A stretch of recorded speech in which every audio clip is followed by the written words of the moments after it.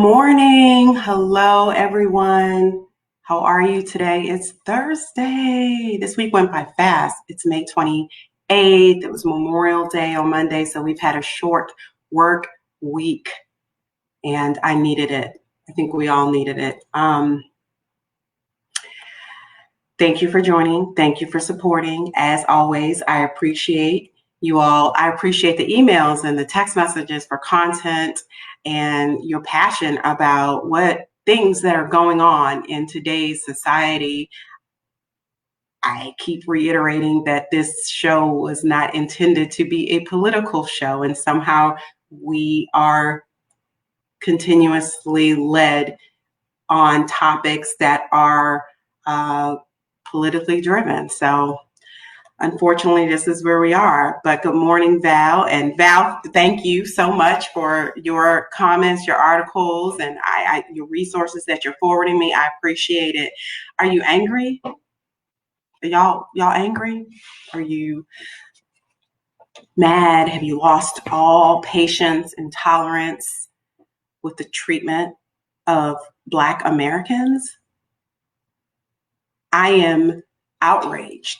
I continue to be outraged. And the problem is, this isn't new. This isn't a new feeling that we are facing as a society, not just as Black Americans, but as a society. And we have to continue to talk about it. This has to be part of our conversation in our community and with other people outside of our Black community. We have to continue this conversation. Just quickly, on Tuesday, I spoke about the arrest of William Roddy Bryan, the person who recorded the Ahmaud Arbery ambush.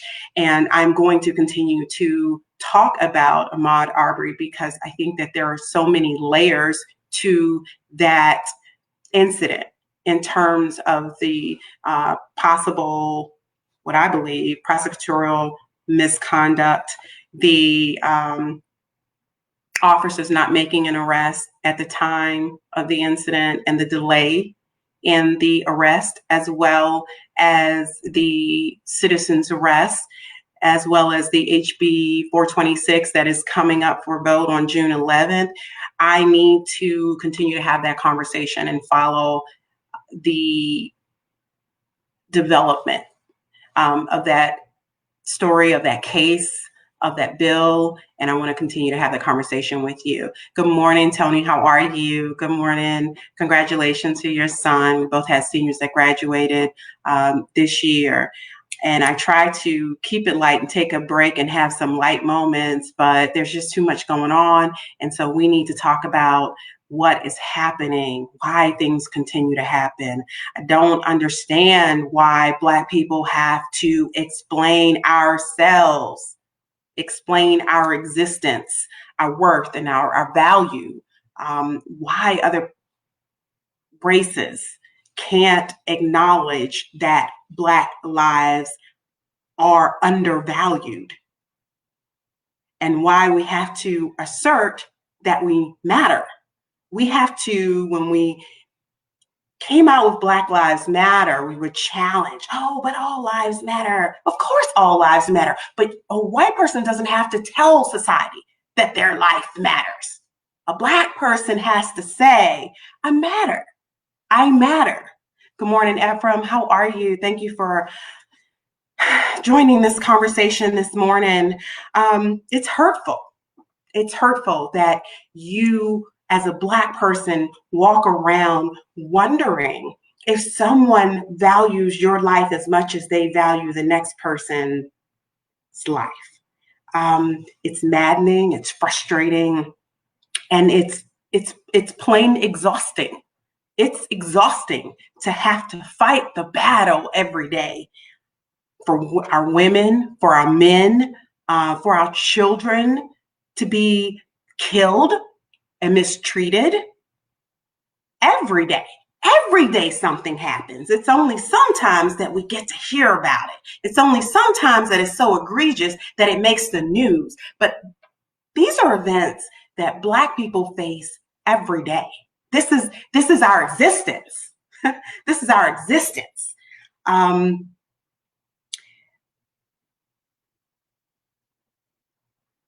we are faced with this challenge of having to assert our value and our place in society every day. And it is demeaning and it's frustrating when we as Black people know this exists and we have to continue to articulate that, and then to be challenged by non-Blacks that don't acknowledge that that's our existence. Good morning, good morning, good morning. I'm losing a screen here that I need up. I am going to talk about George Floyd. But I first want to talk about Central Park. I just need to pay some attention to the Central Park incident. As you know, Ann Cooper was a white woman walking her dog, not on a leash, which is required in Central Park. And she called the police on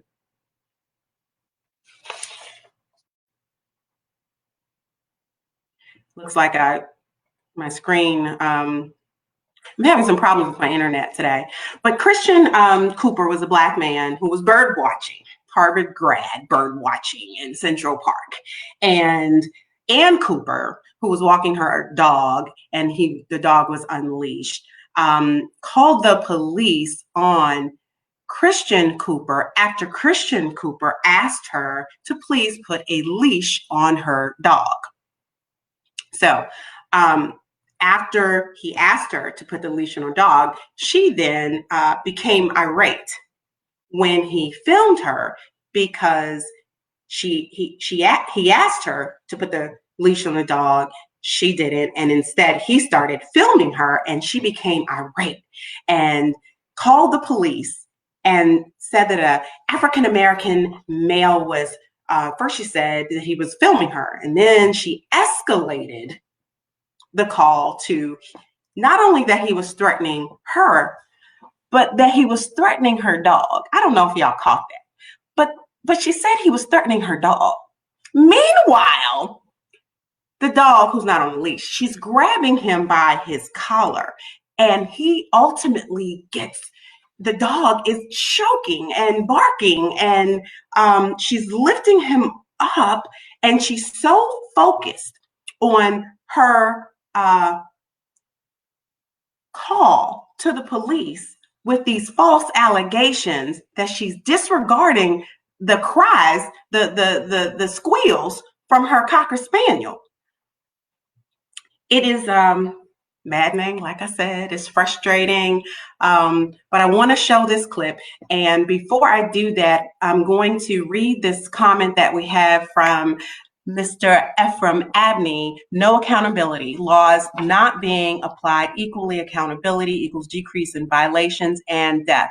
Recording, it still does not give convictions, i.e. a Black cop killed a white woman in Minnesota, jail time for an accident, reactionary shooting versus Orlando was an intentional shooting. Yes, and that's what's so maddening for Black people is just we are not treated equally. We are the laws are not applied equally amongst members of society, and you have this disproportionate treatment, right? And then you have the laws that then support people that don't support Black people. So let me show this clip because it looks like I keep talking because this is just a conversation. So if you have comments, go ahead and share them. I'll try to pull them up on the screen. But for right now, I would like to share this interview with Christian Cooper. And again, it's just frustrating. This man was just minding his business. And as anyone can do, ma'am, your dog is not on a leash. Can you please put your dog on a leash? And then it turned into, and this is what I'd like to have some conversation about. It turned into either a racist act or racist person, and Christian Cooper makes this distinction, which elevated to her calling the police. So take a look. So there's an incident in New York Central Park caught on camera, and it's going viral. A black man, Christian Cooper, who is a bird watcher, recorded part of a dispute with a white woman. Her name is Amy Cooper, no relation. The whole thing is not captured on video, but it apparently began when he asked her to put her dog on a leash as required by park rules. They went back and forth, and then Amy Cooper claimed that she was scared. He then turned on his camera. She asked him to stop and then dial 911, telling the dispatcher that an African-American man was threatening her life. Would you please stop? Sir, I'm asking you to stop. Please don't come close to me. Sir, I'm asking you to stop recording me. Please don't come close to me. Please take your phone off. I just want to pause there. Christian Cooper asked her, please don't come close to me. Please don't come close to me. After he said that, she continues to walk towards him and points her finger in his face. That, ma'am, is threatening. Why in the world would she think that she would be able to invade his space, point her finger in his face, and then call the police on him? And this is where we talk about entitlement.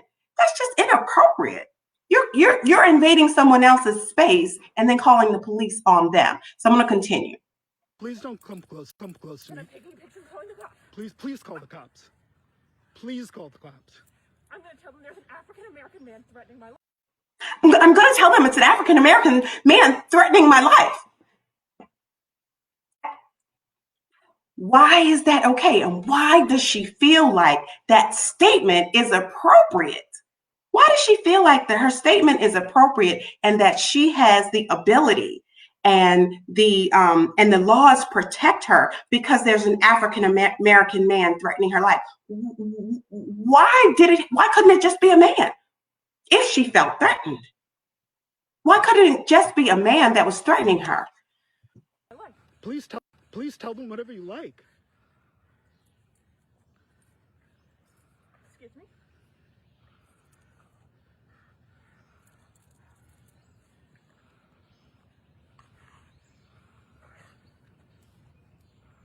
I'm sorry, I'm in the Ramble, and there is a man, African American, he has a bicycle helmet. He is recording me and threatening me and my dog.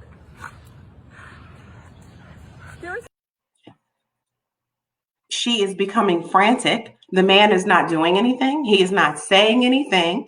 But as I said earlier, she reported that not only was the man, the African American man, threatening her, but he was also threatening her dog. Meanwhile, pay attention to the dog. He's an African American. I am in Central Park. He is recording me and threatening myself and my dog.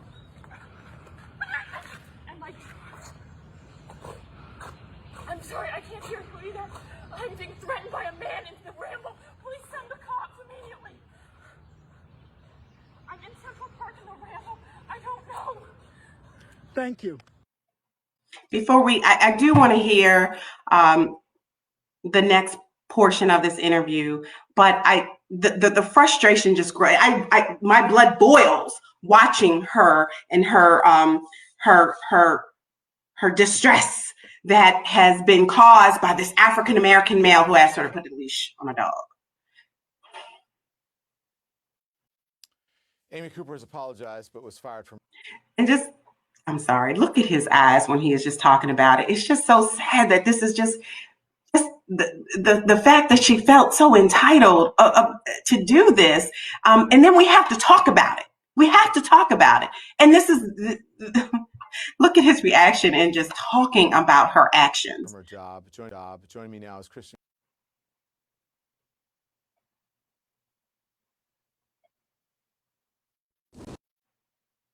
Let me try to get back to that part. Joining Christian Cooper. I apologize. Always had some technical difficulty.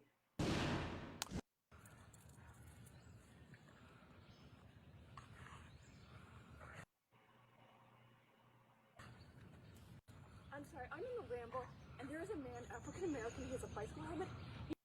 I'm going to go a little. Last night, and she was invited on this show. She's invited on this show at any time. This is a statement to CNN. Amy Cooper said, "I think I was just scared She wanted to publicly apologize to everyone. I'm not a racist. I did not mean to harm that man in any way. She also didn't mean any harm. I'm not getting through this interview. I'm sorry, I just have to say this. You can't make a statement like that. You can't make false allegations and call the police and then come back and say, I'm sorry. I'm so sorry. I didn't mean to hurt the African American community. I didn't mean to do that. That's not acceptable. You can't do that. It's not acceptable. White people, if you make racist statements, you can't then backpedal and then say, I'm so sorry. I'm so sorry. Okay? I just want to go over some of the comments because I know I didn't mean to talk this long or have the conversation this long. I want to get to George Floyd, but I need to give this the proper attention because it's the small little layers and incidents like this that give white privileged people the mindset that they can mistreat Black people to the point of causing the death or killing them. So it's these, these everyday subtle, and this wasn't so subtle, entitlements that then cause harm to our people, to our community. Ann Cooper's irresponsible and intentional rant and false accusations are one example of how the fear card is used to justify the actions of those in the seat of white privilege. Yes, because you're a Black man, you're in the park, she's scared, you're threatening me. Well, in my Black skin, and because of my tall, beautiful features, strong features, I cause fear to you? Not enough. Not enough. Thank you, Luana, for your comment. Other than, this is another comment by Gidget, other than the wrath of social media, she has not suffered based on laws governing her actions of making a false report of a crime. Exactly. So I do hope that she is definitely, that she feels some repercussions for her false allegations and her lies and her acting out her privilege to the detriment of another person. It's been allowed, another comment by Val Griffin, it's been allowed for so long, she feels it's all right. Exactly. And that's why I don't want your apology, Ann Cooper. I don't want your apology. Christian Cooper doesn't want your apology. We have to change the mindset and the actions, okay? It wasn't even a thought. There was no time that he asked her to put the leash on the dog and he was filming her reaction. There was no time that was taken by her to say, well, is there a need for me to call the police? Do I really feel threatened? No thought. It was an immediate reaction. And not only was it an immediate reaction to call the police, it was an immediate reaction to say an African-American male was threatening her. Oh my God, cry wolf. Oh my God, a Black man's after me. What? Where in the fabric of our society did that happen? Did that make her feel that that was appropriate? Where? We've got to kind of look at our society when a white woman can feel so comfortable about saying a Black man did this to me, he's looking at me, I feel threatened. And then everybody jumps because she feels threatened. I understand, another comment, I understand she lost her job and her dog. Yes, I'm going to get to that in a second, and I'm going to get back to some of these comments, some more comments, but let me play this before I lose this. The American community. Do you accept her apology? I think her apology is sincere. I'm not sure if in that apology she recognizes that while she may not be or consider herself a racist, that particular act was definitely racist. And the fact that that was her recourse at that moment, granted it was a stressful situation, a sudden situation, maybe a moment of spectacularly poor judgment, but she went there. She went there. This racist act that she did. And I can appreciate Mr. Cooper trying not to call Ann Cooper racist and instead calling the recourse that she took as racist. The call, the phone call, the false allegations, the fake distress, the distress call, and not calling her, just calling her out there as a racist. And he keeps saying she went there. She went there. Now we all know, after, you went there. She went there. And the fact that she just went there makes that racist. Is she a racist? It is my opinion, and y'all can tell me what you think, but it is my opinion, if you do something that is racist, then you are racist. Now, there may be different levels, and the fact that she later apologized does not, to me, then say that she's not, or that she acknowledges that she is racist and she is going to acknowledge that and apologize for it. No, she apologized because she was suspended. She was on leave, from her administrative leave from her job. She apologized because she was called out. She didn't apologize because she reflected on her actions. That's a genuine, authentic apology coming from a place of reflection, right? Not you being blasted on social media, put on administrative leave from your job, your dog taken away, and then you come and make a public statement. No. She understood the power she wielded at that moment to call police as a white woman on a black man. There you go. Black man. I'm going to call the scary black man. African American man is. She understood that part of it. She had the wherewithal to understand that. Exactly. She was looking for some way to get an edge in the situation, and that's where she went, and that ultimately did not help her. So, is she a racist? I can't answer that. Only she can answer that, and I would submit probably the only way she's going to answer that is going forward with, how she conducts herself and how she chooses to reflect on the situation and examine it. So again, I appreciate Christian Cooper's restraint and not labeling Ann Cooper as a racist and instead labeling her actions as racist. I just have a problem making the distinction. I have a comment by Heather, and she says she is definitely racist. She used her white privilege to play the victim. She immediately mentioned his race to get a reaction from the police. And I think that's just what we just kind of got to call it what it is. Just call it what it is so we can get better. But you can't act, or your actions can't be racist. You backpedal and then apologize without acknowledging what it is that made you take that particular action, right? You can't do that. We won't fix this fabric if we just, oh, I'm sorry. I didn't mean to offend the African American community. We don't care about your apology. We care about the progress that we're going to make so that we don't live and don't continue to live in a racist society. Ann Cooper works at Franklin Templeton. She was placed on administrative leave. This happened on Monday, by the way. It seems like she was immediately placed on administrative leave. She was subsequently fired, and that happened on Tuesday. So I appreciate the swift action taken by Franklin Templeton in calling this what it is. We won't accept employees who treat other people this way. Call it whatever you want, but it is not tolerated at Franklin Templeton. And so I appreciate that. The dog is in the custody of Abandoned Angels Cocker Spaniel Rescue Incorporated after concerned members of the public reached out. Glad there was a dog there.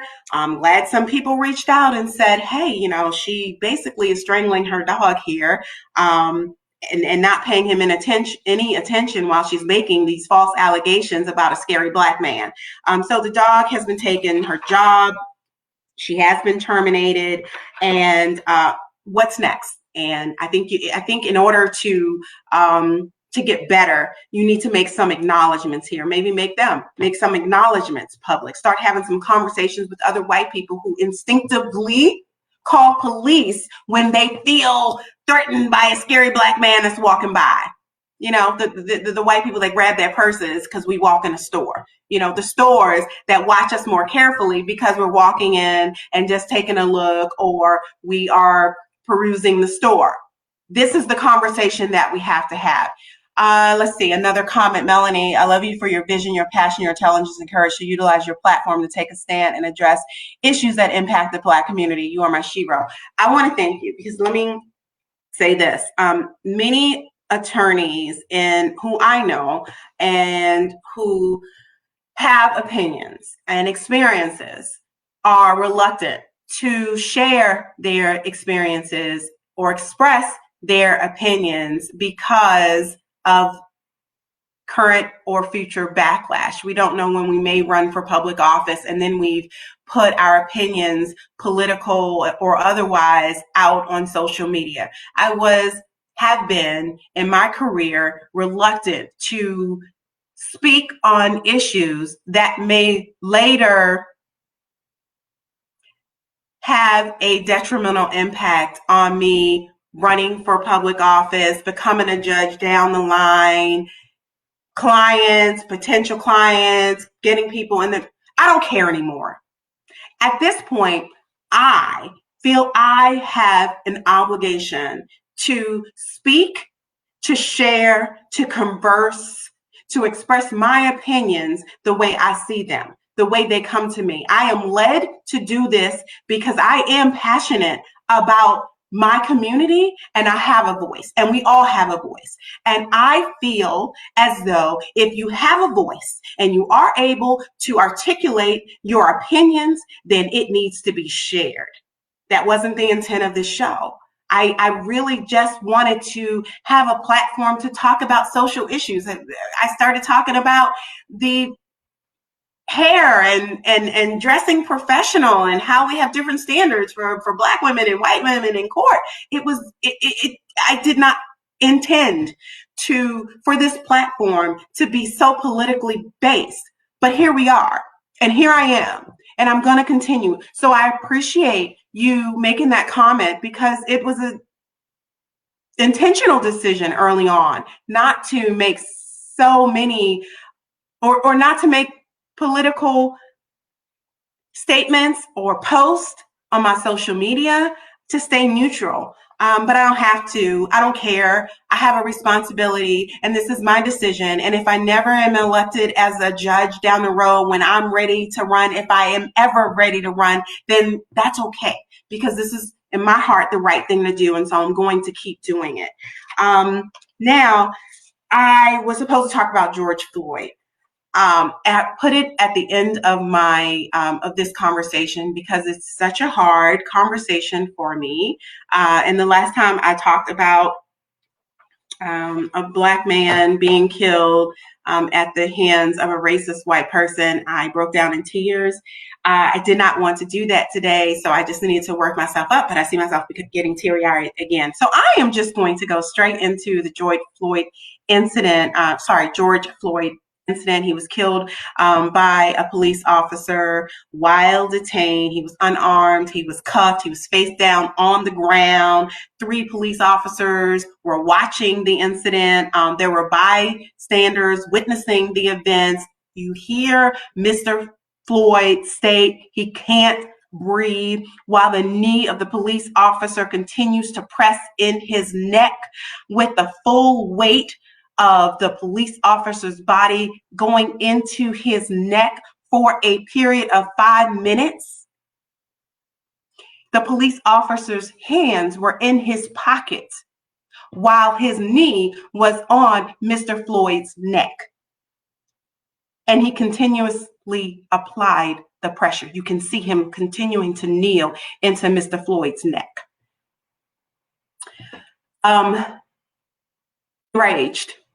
Enraged, not surprised, sad, not surprised.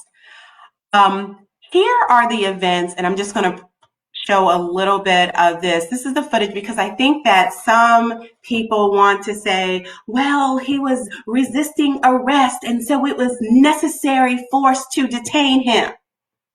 Okay, so here's the footage from the surveillance, maybe some street surveillance, which shows the Mr. Floyd being removed from his car. This is his car here. You see the police officers walk over to his car.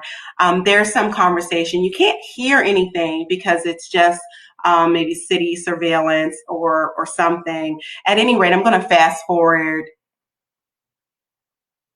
to where you see the other passengers walk out of the car. So apparently the police asked everyone to remove themselves from the car. They then handcuff Mr. Floyd, walk him over to the building, and he then sits down, and eventually they get him off. The police officer that's standing with him there in the shot takes some notes, gives those notes to this police officer that walks up to him. This police officer here gives this police officer the notes that he took from the information given to him by Mr. Floyd. So I don't know. I see cooperation here. I see no resistance. Apparently, there was some information that was taken by this police officer given by the detainee, Mr. Floyd. And so there's cooperation.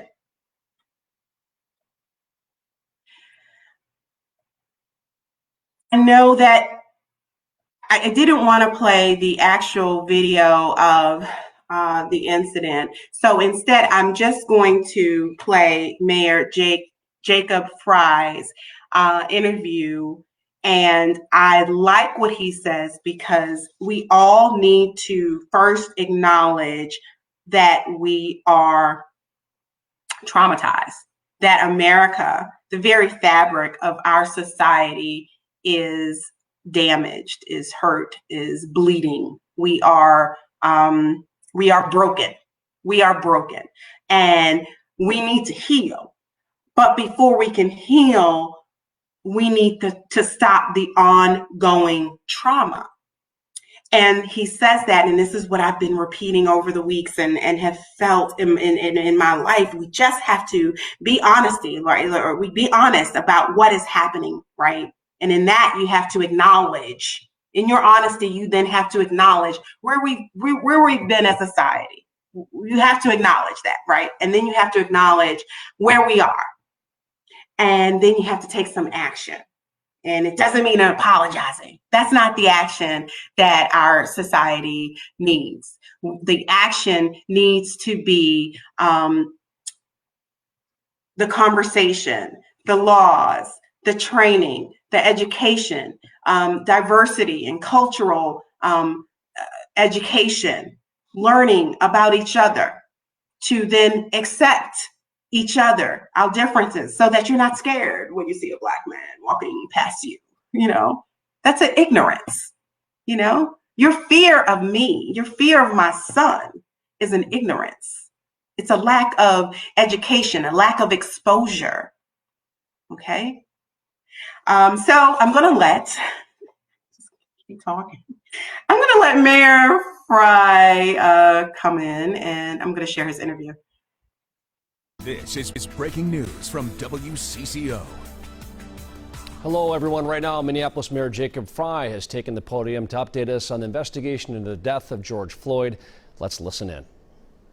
Mayors can shape events in their city, but more often than not, it's events in our city that shape us. There are precedents and protocols sitting in the reserves of institutions just like this one that will give you about 1,000 reasons not to do something, not to speak out, not to act so quickly. And I just want to speak on that comment because I just stated there are times in your career and in your life that you make a decision not to act or not to discuss something or not to share because of whatever consequences that you may face based on standing up. And that's the change that has to happen.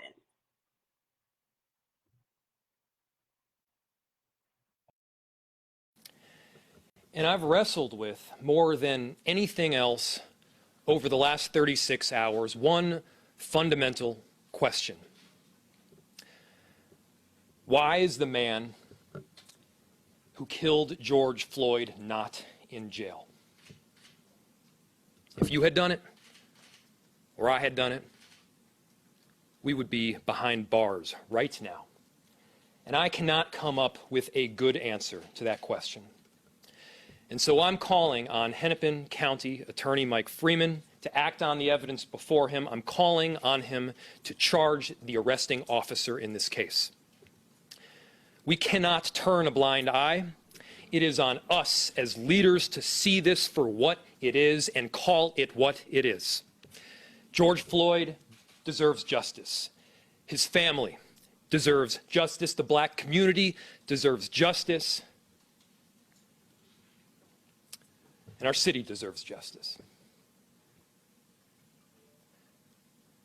I'll stand for any questions. So I appreciate the words of Mayor Fry and him expressing that George Floyd deserves justice and acknowledging that too many of us stand by. And when you stand by and you don't speak and you don't talk about the world that we live in, the racist world that we live in, that we'll continue to live this way. And it's unacceptable. And we cannot tolerate the behavior anymore. And you can't be more concerned about the consequences and the backlash that you will face for speaking up and speaking out. Because silence is acquiescence. And it has been this way for so long because not enough of us are bold enough in who we are, regardless of the things that happen, the consequences. We have to be bold enough to speak the truth and acknowledge where we are so that we can change. I want to thank you all for all the support. I appreciate you. I can't believe this has turned into this kind of forum, but I'm going to continue to follow where I'm led. And this is where I'm led. So continue to share your opinions and your thoughts and your comments with me in your articles, Val. I appreciate it so much. I didn't get to a lot of the content that I wanted to, but I want to cut it off now. I also want to share, because Sherry Lake, a white colleague of mine, had posted what white people can do. And it was so, I appreciate when white people aren't scared to speak up, to share their position on acknowledging how we live in a racist society, and then offer up ways for all of us to get better. So if Christy, if you can post that, I think it was an article, and we have that link, and because I think we're all, even if you don't want to have a platform and go live like this, right? We're all wondering, what can we do? And there you go, what white people can do for racial injustice. And I appreciate Sherry Lake posting that, and that is a link. I'm going to give her credit for that. She posted it on Facebook. I think we're all wondering, just what can we do to help change? And if everybody does a part, then as a society we can change. But everybody has to do it. Everybody has to take a stand, and you can take a stand in your own way, but take a stand. So thank you. I appreciate you. I will see you on Tuesday. I am here every Tuesday and Thursday at 11 o'clock on Facebook Live. This and comments and posts and conversation is going to make a change. So let's keep talking. Let's keep sharing. Let's keep expressing. And I appreciate you. Have a wonderful weekend. Thank y'all.